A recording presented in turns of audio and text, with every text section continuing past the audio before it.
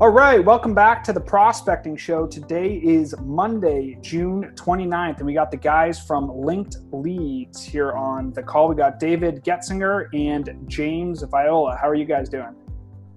How's it going? Good, man. How are you, Connor? Things are great. So I always tell people on the show, there's three parts to the show, right? There's the past, the present, and the future. So to start things off, tell us, maybe we'll start with James. Go backwards a little bit. Tell us where you started and how you got up to today. And then we'll go David, same thing, where you started and how you got up to today. Yeah, absolutely. So basically, my entrepreneurial journey started when my 3.5-year-old son was born. We have a cool thing in New Jersey where they give, even the dads get a little bit of leave. So I had like 6 weeks of paid leave during that time. The reality is that I was kind of like, we were in a position where my wife and I both had pretty steady income and stuff like that. So this isn't some rags to riches story or anything. But what I did realize when I was home with my son was like, man, I don't want to spend 50, 60 hours a week at my job, in order to support my family. I want to be here with them. Sure. So I tried a couple of different things. I tried some affiliate marketing, some drop shipping, and honestly, I had a fair bit of success regardless of what I was trying. And to a certain extent, that was because my background at my day job was to help, make sure that the companies that I was working for were in the automotive industry. And my job was to make sure that the bays were full. Okay. Got it. Right. To make sure that we were acquiring and retaining customers in that business. So, to a certain extent, I had some skill sets, kind of built in a little bit, but obviously huge learning curve as well. Right. It got to a point where I started,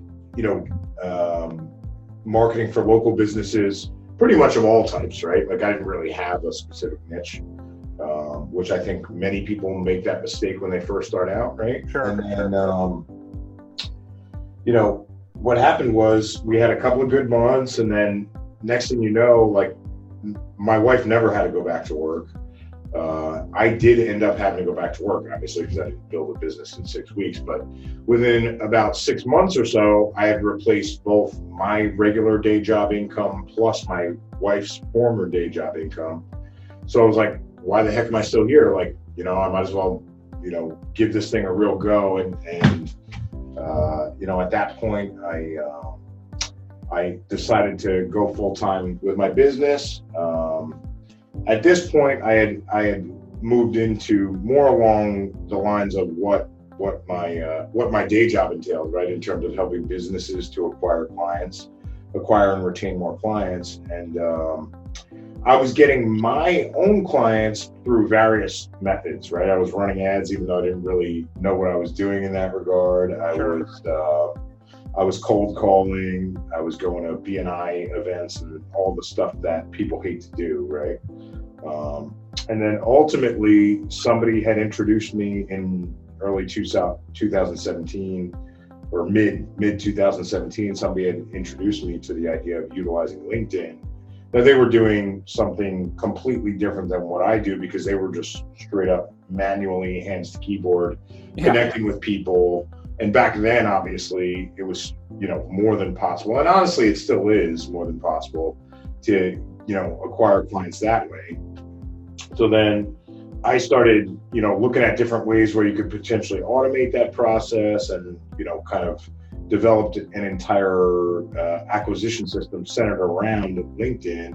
And then along the way, David and I ended up marketing to each other, and that's how we ended up meeting. And the cool thing is that we ended up finding that our skill sets were actually very different. But at this point, I think that's where I'm going to let David take over, because otherwise I'll just talk through the whole show. All right, David, let's hear it. Yeah, no worries. So I started in software sales back in 2010 and worked for a corporate firm, did the corporate lifestyle for about 5 years. And I was in sales and had a team full of 8 that would cold call for me on my behalf. So each team had about 8 people and 60 calls a day. So it was very effective, but also very costly. And ultimately, I think corporate was not the environment that I wanted to be in. So I wanted to go out on my own. So about 2015 to 2016, I think I'm a lot like James. I did a lot of everything. I started a commercial cleaning company, which we still have today, which I still market for today using LinkedIn, drop shipped and all that good stuff as well. But eventually I found LinkedIn as a wonderful prospecting engine for my own business. And I thought, hey man, I really want to be able to work this to be able to generate customers for clients. And so I've been using LinkedIn only as a deliverable since 2017. What's nice is that there's no ad spend involved. So if there's any B2B firm that is looking to grow and scale, Facebook isn't the best place for them, but LinkedIn is where business professionals hang out and market to one another. Yeah. So I started a boutique agency, and I started with one client. And now today, I think we have consistently 20 month over month that me and my small team work with. That they're account managers essentially. I set everything up, I automate it, they go in the accounts every day and respond to the interest. And oddly enough, that's where me and James kind of came into meeting each other, was through the LinkedIn platform. And it was funny because I had never seen some of the bolt-on features that he had added on to LinkedIn. And that's where we got to really talking and eventually forming this partnership. So it's been a wonderful ride thus far, and putting our two skill sets together has been a great value add for our customers and for our coaching clients. Yeah, and that's interesting too, because a lot of people, the reason they start a company is because they have a problem for themselves and they're trying to solve that, right? You both pretty much just said the same thing, right? It's like, hey, I have this idea, I'm looking for customers for myself or for my job. I build a system out and then, oh, hey, this is actually a company, right? And because you build up that kind of system in place, I think it's really nice that you guys have different skill sets. So walk me through the difference in skills and how you guys kind of bolted those two together. Like, where's the line, or where do you guys divide the skills in the business?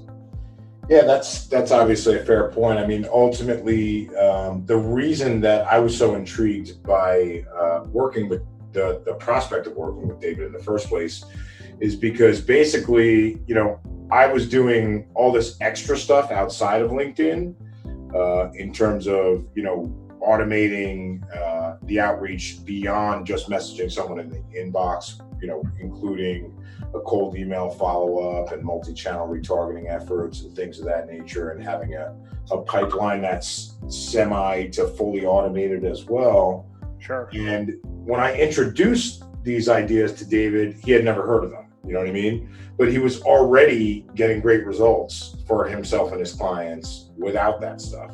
So I'm like, man, this guy must be really good at doing this stuff inside of LinkedIn, because I do that stuff too, but I need all this extra stuff to make it work. Otherwise, it doesn't make sense. Sure. And he obviously didn't, right? Because he had built an agency without even knowing that you could do any of this cool stuff, right? Right. So that kind of is the reason that that I was super intrigued in terms of partnering up with David. Plus, the guy's a workhorse. He likes to get after it, and I'm a little bit of a workaholic myself, so that tends to do well.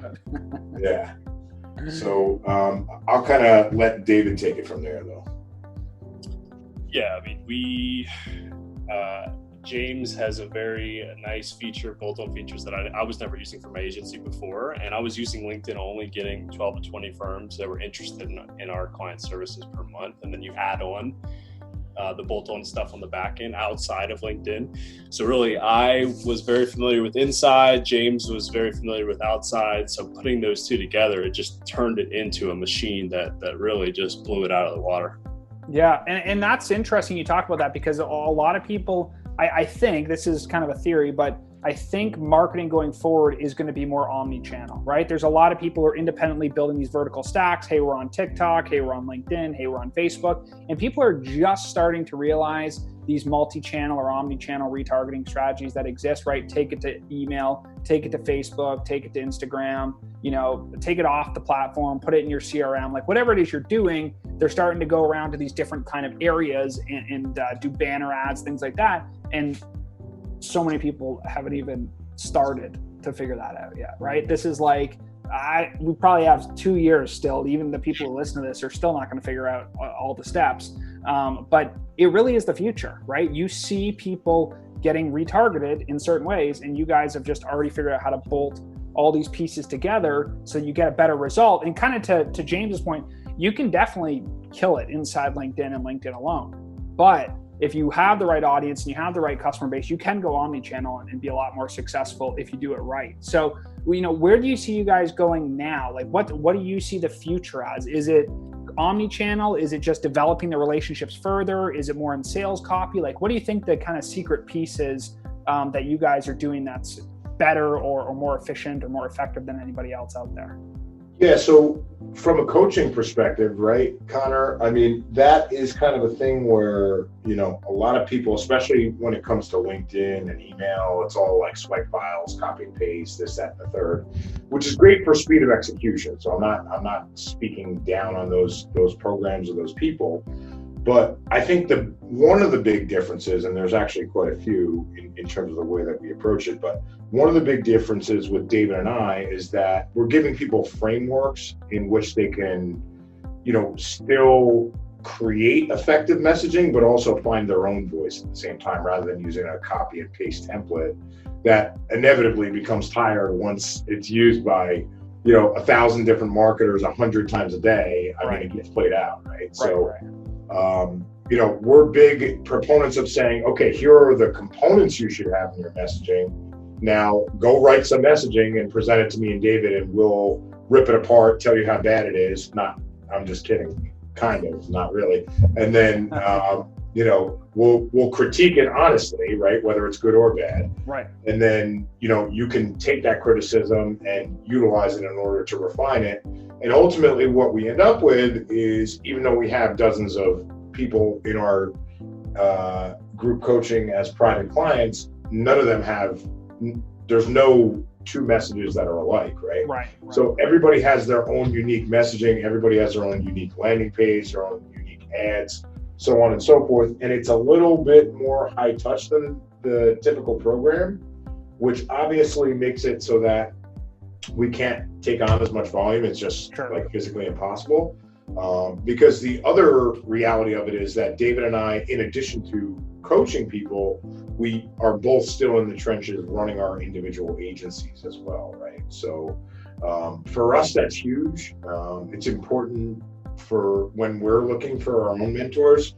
I mean, I think we figured it out, like between the two of us, we've spent over, $50K on mentorship ourselves just since 2017. So it's not like, in 10 years, no, it's like in 2.5, 3 years, we've spent, combined over 50K in that time frame. And what we found is that, like, some of them are awesome, some of them are a complete waste of, and some of them lie somewhere in the middle, probably most of them, right? Right. And the ones that like really had the biggest impact on us are the ones where you actually get access to the person, right? Or the people who created the process. And the other thing is where there's a high level of accountability, rather than just saying, here's a bunch of videos and some supporting documentation, now go figure it out. And that's kind of how we have structured our group coaching program, is to be super high touch and have a very high level of accountability. But I'm sure I missed some stuff there, so I'll let David kind of expand upon what I just rattled off.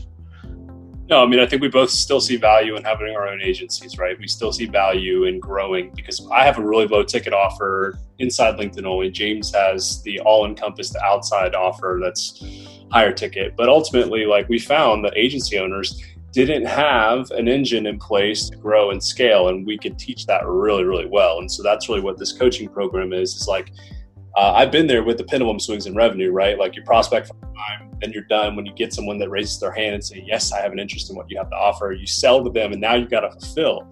Ultimately, you're swinging on this pendulum, and so your revenue is a roller coaster ride. But it's not until you put systems in place where you can remove yourself and focus on one thing and allow systems to do all the work that you can actually grow and scale and get to a revenue number that you're comfortable with for yourself, for your family, or whatever you're looking to achieve in your business. So yeah, I think ultimately the coaching, there's such potential there, because I think there's a lot of people that try to gain clients and try to get traction in the marketplace, but that you're not utilizing the tools properly. And, we'd love to utilize our resources to be, like most coaches that have programs aren't holding their hand. We want to take you through the entire process and help you and show you. And that's really the differentiating factor for us in our program is like, hey, we're going to follow you through step 1, pillar 1, all the way to pillar 9 weeks. Like, we're going to be high touch, helping you every step of the way. So that's a huge value add for our private clients there too.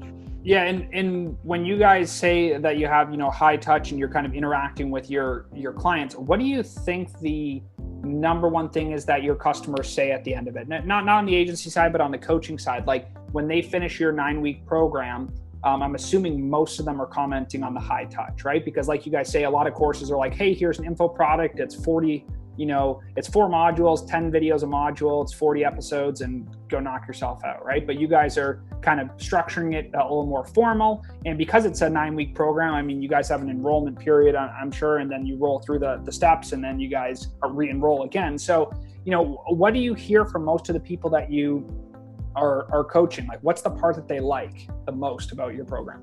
Yeah, absolutely. It's a fair point. I mean, I just wanted to touch on one thing before I dive directly into that. As far as the omnichannel aspect of things you were alluding to, the bottom line is, I think something in the range of 90% of LinkedIn users are also on Facebook, right? So, it's hard to target those people like that are in your exact target market, unless you're leveraging the fact that you're connecting with them on LinkedIn first, right? And you're targeting them in Sales Navigator using that, and then you creating a custom audience out of that, and then you can serve ads to those specific people. It kind of makes the whole omni-channel thing, which is not easy to figure out. I'm not trying to act as if it is, but it definitely alleviates one portion of it in terms of actually targeting people across multiple channels.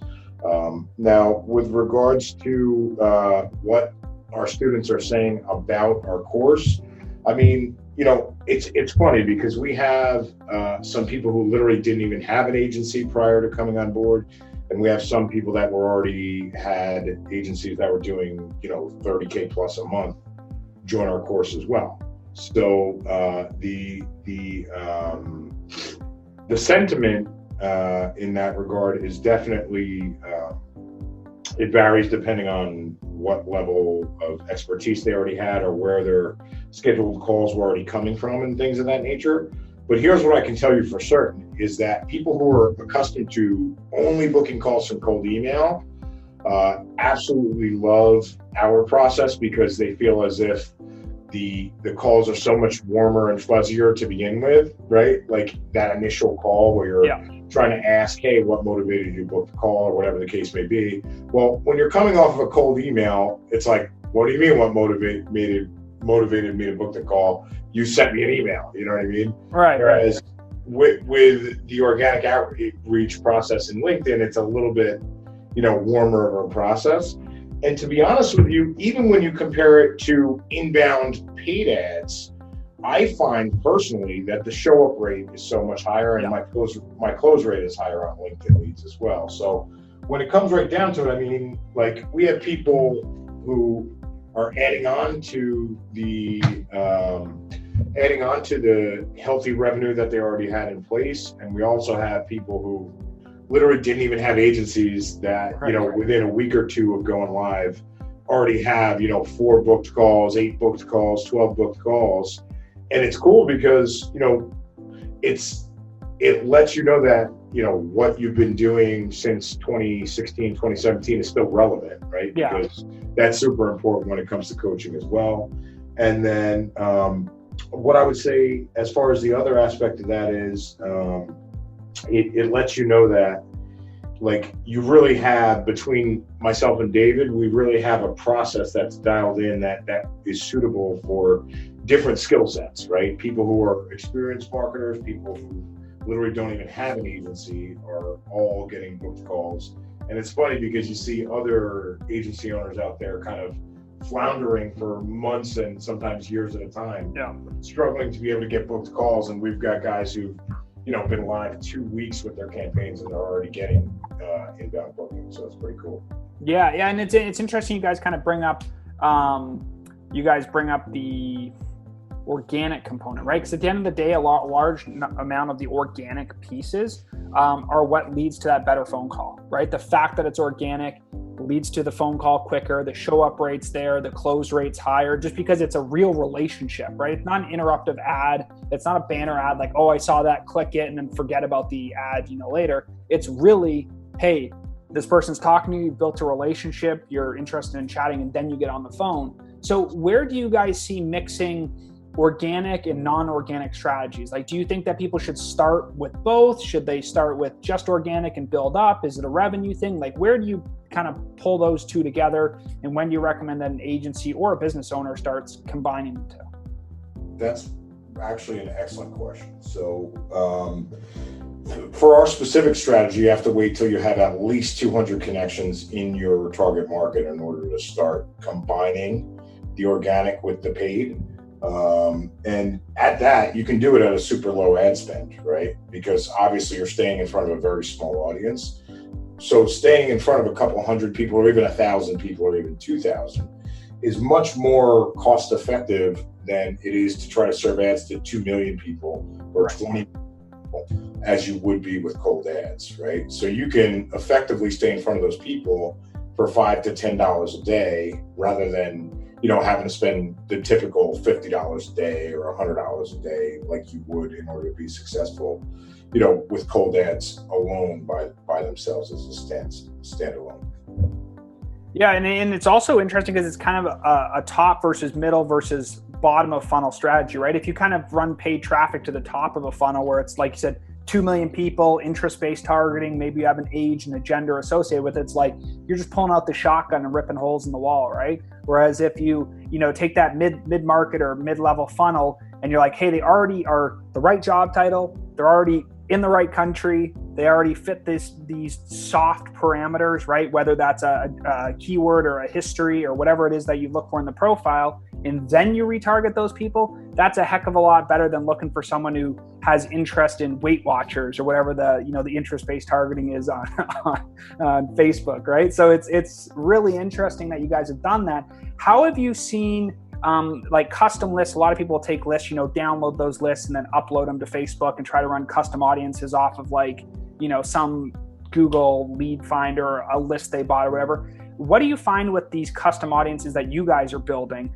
Are they getting better engagement, better cost per click, or what is the stats, or what are you seeing on the back end for the most part? Yeah, so the cool thing about that, Connor, and that's honestly a great question, is that, again, I think honestly what you said dovetails right into this, right? Because now the person has connected with you on LinkedIn before they see your ad, right? So it's like, oh, I know that guy. You know what I mean? Especially if you have your face on the ad. It's like, right. Oh, that's so weird. I'm connected with that guy on LinkedIn. I literally just connected with him yesterday. Now I'm seeing his ad on Facebook in my newsfeed, or now I'm seeing his banner ad on the AccuWeather app, or whatever the case may be, right? Sure. So I would say that just as much as the clicks to conversions, there's assisted conversions in that regard, where let's say somebody still books through the link that I sent them in LinkedIn, but they'll literally tell me like, hey man, that's so weird. Like I started seeing your ads everywhere right after we connected. And I'm like, oh yeah, that is so weird, Obviously I know why it happened, but you know what I mean? Yeah. So, that part of it is very interesting. And then as far as the cost per, like I said, you run it at a super low budget, right? Yeah. Because again, a custom audience with, let's say you're connecting with 20 people a day. So you're talking about 600 people a month, right? It's not a large audience. So you're going to run it at maybe $5-10 a day. So because of that, you do get cheap leads, right? Your leads are, when you run at a lower budget, even if it's to an interest-based audience, typically the lower budget you run at, the lower the lead cost, right? Because Facebook's trying to stretch your ad dollar or whatever the case may be. Right. And that's what we tend to see as well. And again, the same holds true though, right? Like when they connect with you, even if they connect with you on LinkedIn first and then fill out a Facebook lead form ad, like, which is typically what we run, by the way. If it's Facebook, if it's a banner ad, it's going to go right back to the landing page that is, you know, associated with our profile. If it's a Facebook ad, it's literally going to go Facebook lead form right to a booking page, right? So like on the thank you page, thank you step of the lead form ad, we're going to have a button that says, you know, select a day and time or whatever, and they click there and just go right to a booking page. We don't even have a landing page involved with that, just to reduce that resistance, you know what I mean? Yeah, make it streamlined. Yeah, plus the fact that, you know, they already kind of know us to a certain extent. Sure. Theoretically, they've already read our profile. I think, what was it, David? That screenshot I posted in our private Slack group the other day. I want to say something like 70% of the people that I was connecting with were actually going and viewing my profile, right? Wow, so that's where what I do and then what David does dovetails into one another so nicely, because, you know, David is an expert at optimizing profiles, crafting messaging, positioning you as an expert in your space, so that this way, okay, you connect with someone, they go to your profile, they read more about who it is that you serve, right? Yeah. Rather than reading an online resume like most people would have. Mm-hmm. And how you can potentially help them, whatever those specific pain points are that market has, right? So now they've already done that before they ever even see my retargeting ad. So now I don't really need to send them to a landing page, right? Because they've already kind of been on a mini little landing page that is my LinkedIn profile, if that makes sense. Yeah, well, and David, I mean, James talking a little bit about sales copy there, right? And having the right sales copy, both within the message, but then also within the profile. Do you find that, you know, if somebody had to pick, right? We'll do that pick between the two, profile optimization or outbound message. What do you think is more important to get the sales copy right on? Outbound messaging. Yeah. Okay. I definitely agree with you on that. Yeah. I mean, at the end of the day, it's like people don't even have to, you don't even actually have to have a website, right? To be able, if you are bare bones starting an agency, starting even just any company, B2B, you could probably get a really detailed LinkedIn system together, kind of go through your guys' 9-week coaching program and do outbound marketing instead of throwing ads up and trying to do inbound marketing, probably without a website, and you can absolutely crush it. Like Syntax, our other agency, we didn't have a website for 9 months. Zero website, 9 months. And then you start getting really creative. And one of the things I think, you know, to your guys' point, it actually matters if you sit down and think about the flow of how people get to you. Like we used to send out Calendly links, right, for people to book. And what we did is we embedded our Calendly on our website now, and we send our website link with the Calendly. So we have syntax.com/discovery, and that's embedded. So people automatically get the website retarget instead of just sending a raw Calendly link. And something as small as that change actually makes a difference, because our cost per acquisition goes down almost 4-fold when we do that. And all we've done is take the same booking and put it on the website instead of taking them to the Calendly page. Yeah. It's simple, right? It's a really small change, and it made a huge difference for us. So what other, you know, maybe as like a last kind of piece, what other tricks do you guys, you know, want to share with the people who end up listening to this? Maybe like one tip or trick each on the LinkedIn side for getting better results. Yeah, I mean, for me, it's provide value. I mean, there's so many guys that do what we do on LinkedIn, and it's salesy, it's spammy, it's like a bot wrote it. I mean, I could go into my LinkedIn connection request right now and I have over 50, and it's like, hey, buy my stuff. And that's just not the way to go about it, right? So for us, we really like to provide value first. And what we've done is like taken every messaging template that we ever knew worked. So we have a framework and a sequence beside it. So we're like, when we connect, we'll throw a case study at you, a benefit-driven message at you, we'll throw testimonials at you, we'll throw an opt-in page at you. But the whole goal is like, if you don't have a real-life conversation with a real-life human being, you're not going to get good results. So that's the biggest takeaway for me, is like, make sure that you're providing value first. And then from there, you know, that it's a networking platform. Once you do that, you'll have that conversation moving forward about what it is you do and how you can help. Sure. And James? Yeah. So honestly, my stuff, my tip here is going to be actually more along the lines of what David was just talking about. And it really comes right down to what we refer to as chat triage, right? So basically all this automation and all these ads and things of that nature are generating inbound interest. But if you're not properly fielding that inbound interest, it's not going to equate, or it's not going to add up to as many appointments as you want it to. Sure. So that's where you need to be able to have your finger on the pulse of a conversation and be able to accurately kind of look at, where somebody's at and, what message you already sent them. Even if it was automated, you want to go back and read the message that they're replying to so you understand the context. Right. What they're saying to you, and really, there's certain things that you can say that will increase the amount of appointments and the amount of calls that you're able to generate, and certain things that you can do that will actually repel people in those scenarios, right? So kind of really, finding, basically, regardless of what I say or regardless of what David says or what Connor says, it's super important to sound like you, even if you're automating your stuff, right? Or even if your stuff is pre-written and a VA sending it out, or whatever the case may be. It's important for it to sound like you, because eventually they're going to get on the phone with you, right? And it's like, if it's written by somebody else and then they get on the phone with you and there's two different styles of speaking and two different language styles, it's going to feel very disjointed, even if they don't say it out loud.